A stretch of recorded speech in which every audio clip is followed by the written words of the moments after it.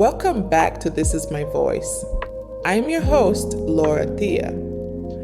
Today we're talking about something we've all been told to chase: work-life balance. It's a phrase that sounds comforting, like the key to finally having it all under control. But if you've ever tried to actually balance everything, you probably discovered what I did. It doesn't necessarily work. It's not the relief we're promised when we find balance. More often than not, it's another way to measure ourselves against an impossible standard. In this episode, I want to share why I believe balance is a myth, how chasing it can actually fuel burnout, and what might serve us better instead. We hear about balance everywhere, in workplace seminars, in self-help books, on social media. The message is that if we're stressed or overwhelmed, it's because we aren't balancing the components of our lives well enough. That in itself becomes a double whammy of guilt and exhaustion.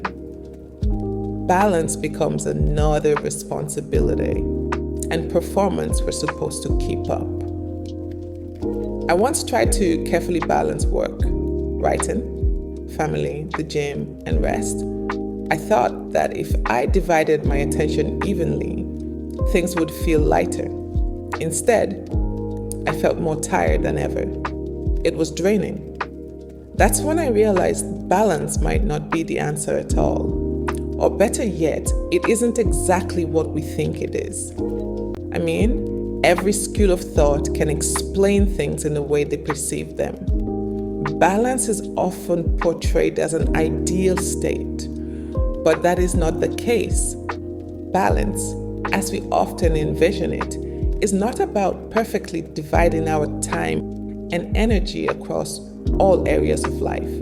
Instead, it's about prioritizing what matters most at any given moment and accepting that some areas will naturally take precedence over others. The key to functionality is flexibility, not rigid equilibrium. The truth is, life doesn't move in perfect symmetry. There are seasons where work demands more, seasons where family pulls us closer, and seasons where we need to simply step away and recharge. Balance assumes equal weight, but life doesn't work like that. What if instead of balance, we allowed ourselves to tilt, to lean into what matters most in the season we're in, without guilt about the rest? Chasing balance keeps us juggling endlessly, but choosing tilt gives us more understanding of what needs to be done in the now. Every plate doesn't need to be held in the air. We need to embrace the concept of setting one down when it no longer serves us. Now, instead of asking, how do I balance everything? I ask, what deserves my attention in this season? That question feels easier. It acknowledges the reality of shifting priorities and doesn't measure me against an impossible standard. I suppose what I mean to say in not so many words is that we should focus on work-life integration, where we prioritize what matters most at any given time. There's no such thing as balance, but you can tilt your focus based on what needs to be done now, in this season.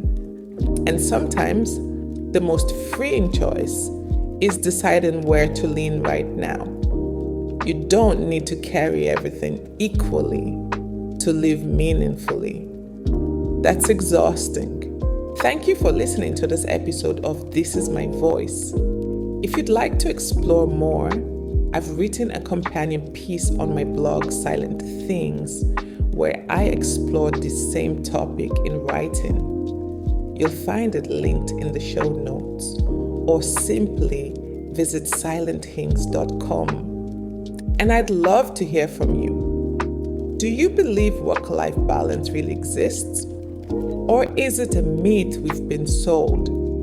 You can answer this question directly in the Spotify poll for this episode.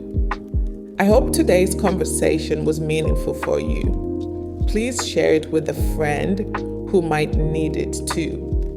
And don't forget to rate and review the podcast. It helps more people find these reflections and join the conversation. Remember, you're not meant to balance everything. You're meant to leave and tilt when needed.